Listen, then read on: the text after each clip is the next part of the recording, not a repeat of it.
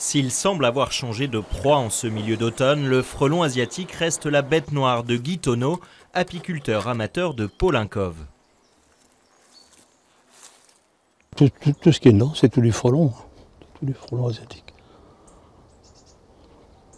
Là, il va se noyer tranquillement. Une maigre consolation pour ce passionné d'abeilles qui a dû passer des heures à défendre ses ruches. On attend avec les pugettes et puis dès qu'il y en a un, on l'attrape et on l'écrase. Ça n'a pas empêché sa production de miel de chuter de 140 à 40 kilos cette année.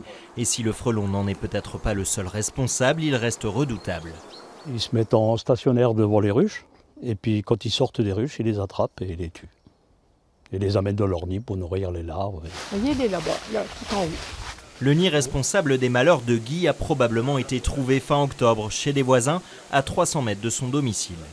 On a avisé la préfecture, depuis une dizaine de jours, on est vraiment en effervescence avec ce problème. Mais on se heurte toujours au mur du financement, quoi. Finalement, les pompiers sont venus avec la grande échelle, mais impossible de monter, c'était trop court. Faire appel à une entreprise spécialisée représente un coût de 5 à 600 €, une somme que personne ne veut prendre en charge et il est sans doute trop tard.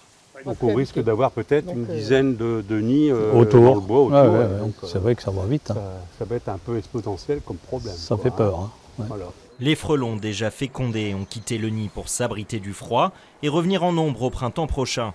Ces habitants inquiets espèrent à l'avenir une autre prise en charge de la situation par l'État.